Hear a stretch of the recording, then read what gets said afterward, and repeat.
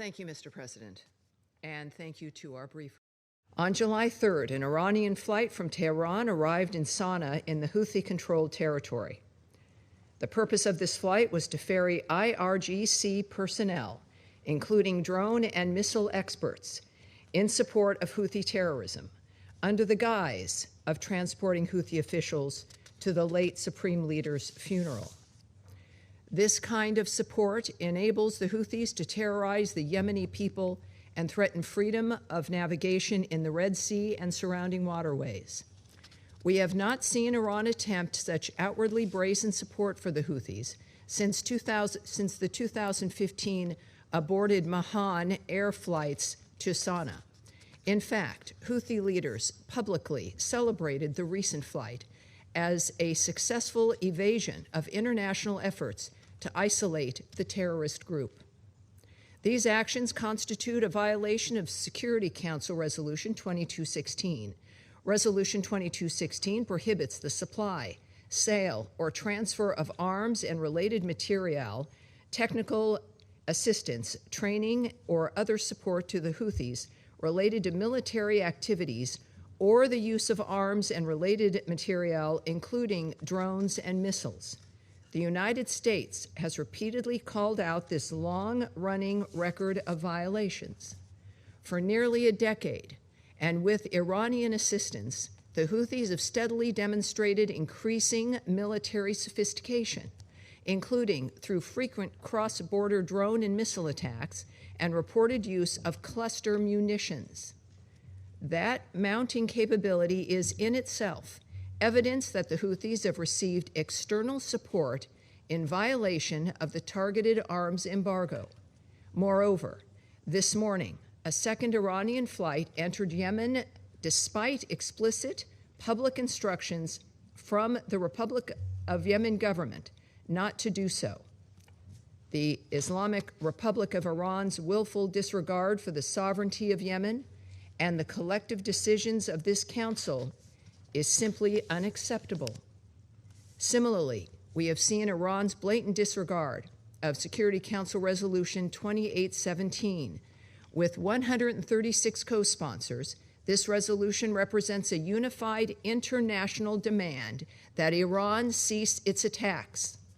The Iranian regime nevertheless chooses to defy Resolution 2817 with continued attacks, both directly and through its proxies, against its neighbors and maritime shipping. Today. Once again, this council is called into an emergency. If Iran shoots its ships, we will immediately respond with force.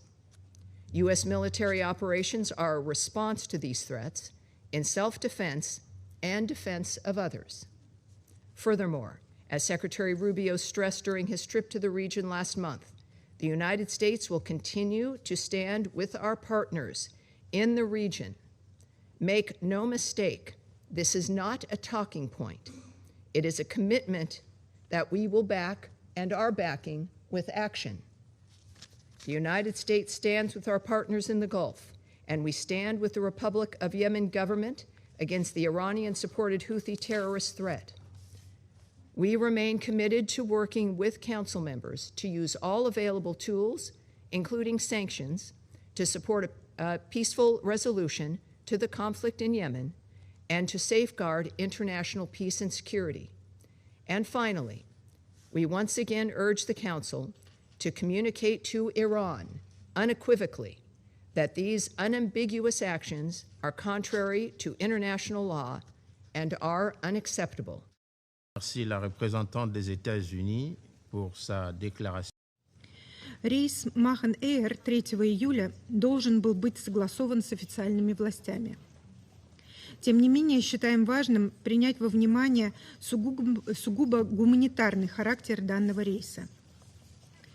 Это происшествие не повлекло за собой ни человеческих жертв, ни материального ущерба. Однако оно послужило поводом для эскалации напряженности в Йемене и вокруг него.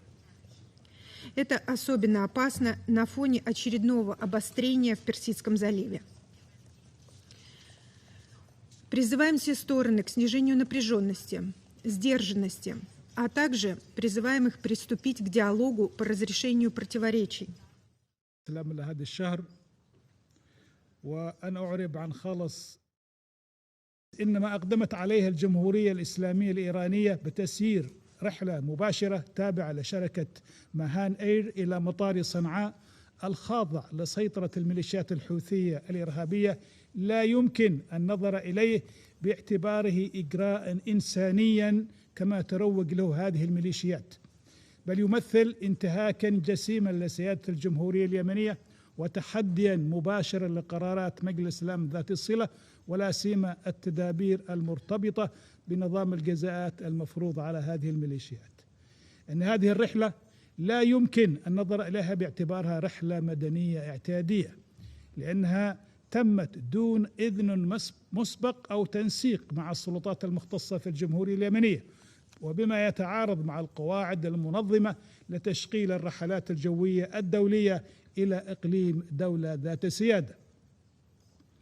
وتشير معلومات موثقة لدى الحكومة اليمنية إلى أن الرحلة لم تكن ذات طابع مدني بحت، وإنما ارتبطت بنقل عناصر وخبرات ومعدات ذات طبيعة عسكرية أو مزدوجة الاستخدام، وتحتفظ الحكومة اليمنية بحق إحالة ما لديها من معلومات وأدلة إلى لجنة الجزاءات وفريق الخبراء المعنيين باليمن لاتخاذ ما يلزم وفقا لاختصاصاتهما. Je remercie le représentant du Yémen pour sa déclaration.